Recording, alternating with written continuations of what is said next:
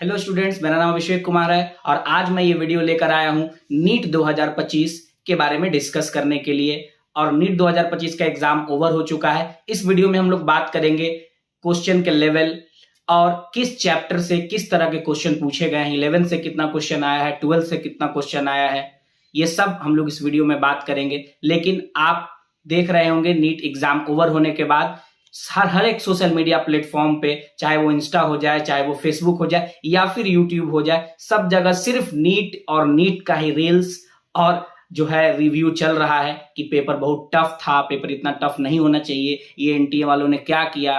चलिए, अब तो पेपर खत्म हो गया, अब ऐसा बोलकर कुछ होगा नहीं। नीट वाले पेपर तो कैंसिल करेंगे नहीं, क्योंकि पेपर आउट नहीं हुआ है कि कैंसिल हो जाए, है ना। आउट भी होता है तो लोग कैंसिल नहीं करते हैं। इस बार तो खैर आउट ही नहीं हुआ है पेपर। तो हम लोग जो है अब क्या करना है और कैसे पेपर आया है, और हम लोग को आगे फ्यूचर में अगर ऐसा पेपर आता है तो कैसे हम लोग को डील करना है, उस पर बात करेंगे। नो डाउट पेपर टफ था।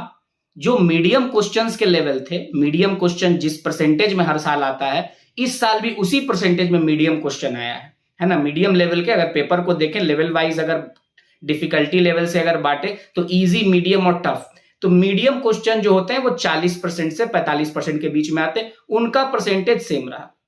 इजी क्वेश्चन जो है वो कम आया और टफ क्वेश्चन ज्यादा आया। एक नीट के बारे में परसेप्शन बन जाता है कि बहुत सारा क्वेश्चन ऐसा आता है जो बिना पेन उठाए बन जाता है। हम लोग भी बच्चों को पढ़ाते हैं तो ये बात बताते हैं, क्योंकि यही ट्रेंड चलते आ रहा था।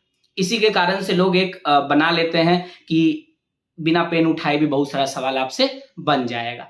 लेकिन इस बार ऐसा नहीं था। ऐसा हमको लगता है कि पूरे पेपर में एक ही क्वेश्चन था जो शायद बिना पेन उठाए बन जाए, बाकी 44 क्वेश्चन ऐसा था जो कि आपको बिना पेन उठाए तो बनेगा नहीं, और पेन तो बाद में चलेगा, पहले दिमाग चलाना पड़ेगा, क्योंकि बहुत सारे क्वेश्चंस ऐसे हैं, खास करके जो क्वेश्चन फ्लूइड से आए हैं, टफ सवालों की गिनती में है। एक्सट्रीम टफ, इतना टफ है कि हो सकता है कि आप उन सवालों को बनाने लगें तो 4-5 मिनट बाद आप सही आंसर पे पहुंच सकते हैं, और वो भी अगर आपके पास बहुत साउंड कॉन्सेप्ट है तब, है ना।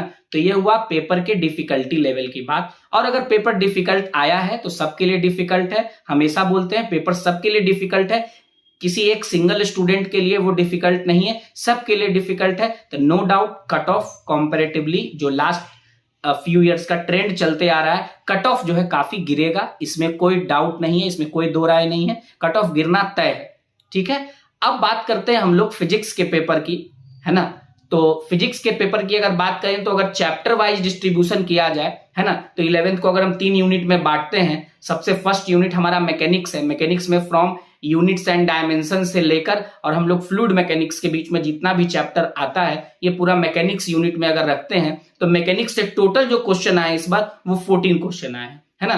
तो 11th में मैकेनिक्स एक बड़ा रोल प्ले कर रहा है, 14 क्वेश्चन फ्रॉम मैकेनिक्स ओनली, है ना। देन आफ्टर उसके बाद आता है हीट एंड थर्मो का पोर्शन। हीट एंड थर्मो से इस बार 4 क्वेश्चन आए, जो ऐसे 5 आते हैं जनरली, लेकिन इस बार थोड़ा कम आया है, 4 क्वेश्चन। एसएचएम और वेव्स 2 से 3 सवाल हर बार आते हैं, इस बार भी 3 क्वेश्चन एसएचएम एंड वेव से आया है ना। उसके बाद बात करते हैं 12th में अगर एंट्री मारते हैं तो 12th में हमारे पास जो है सबसे पहला जो है इलेक्ट्रोडायनेमिक्स है, जिसमें हम लोग इलेक्ट्रोस्टैटिक्स से लेकर और पूरा ईएमआई एसी इलेक्ट्रोमैग्नेटिक वेव आता है। ये उसमें 13 क्वेश्चन आए हैं टोटल। मतलब 11th में ज्यादा वेटेज रखने वाला मैकेनिक्स है और 12th में ज्यादा वेटेज रखने वाला हमारा इलेक्ट्रोडायनेमिक्स है।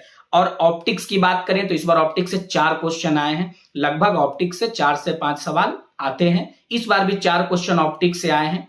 उसके बाद मॉडर्न फिजिक्स की बात करें तो 6 क्वेश्चन आए हैं। मॉडर्न का वेटेज इस बार थोड़ा डाउन हुआ है पिछले ईयर्स के ट्रेंड में, क्योंकि मॉडर्न से जनरली बच्चा ये एक्सपेक्ट करता है कि 8 से 10 सवाल मॉडर्न फिजिक्स से आएगा। इस बार मॉडर्न से केवल और केवल 6 क्वेश्चन आए हैं।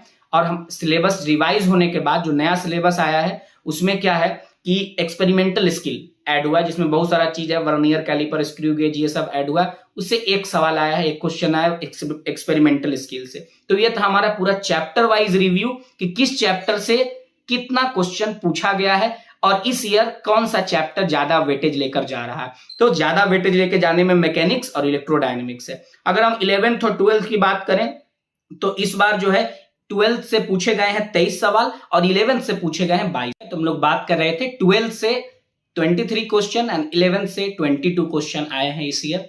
तो ये हुआ पेपर का किस चैप्टर से कितना सवाल पूछा गया, 11 से कितना आया, 12 से कितना आया। अब हम लोग बात कर लेते हैं नीट 2026 में अगर ऐसा सवाल आता है या आगे ऐसे क्वेश्चंस आते हैं तो आपको मेंटली प्रिपेयर्ड रहना है। और कभी भी फिजिक्स को या किसी भी सब्जेक्ट को, बायो भी इस बार लेंदी था, केमिस्ट्री भी इजी नहीं था, तो किसी भी पेपर को, किसी भी सब्जेक्ट को, किसी भी चैप्टर को नीट के एस्पिरेंट्स लाइटली ना लें, सीरियसली पढ़ें और साउंड कॉन्सेप्ट रखें और पूरा डीप कॉन्सेप्ट पढ़ें। ऊपर ऊपर से ना पढ़ें, शॉर्टकट में ना भागे, वन शॉट वीडियो ना देखें। वन शॉट वीडियो में आपको कितना कंटेंट कवर होता है आपको पता ही होगा।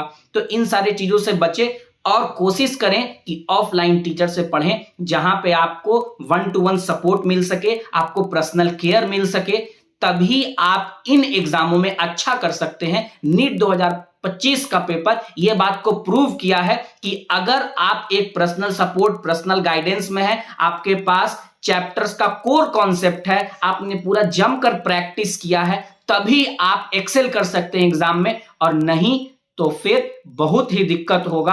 और फिर हर साल यही आप कहेंगे एग्जाम के बाद कि पेपर बहुत टफ आता है। अगर पेपर टफ आ रहा है तो हमको उसी हिसाब से मैनेज करना पड़ेगा, हमको अपने लेवल को भी बढ़ाना पड़ेगा, अपने मेहनत के लेवल को, अपने सेल्फ स्टडी के लेवल को, अपने प्रैक्टिस के लेवल को इनहैंस करना पड़ेगा, तभी हम एग्जाम में अच्छा कर सकते हैं। तो आइए हम सब मिलकर नीट 2026 के लिए लग जाएं और भविष्य में एक अच्छा स्कोर ला सकें। Thank you so much.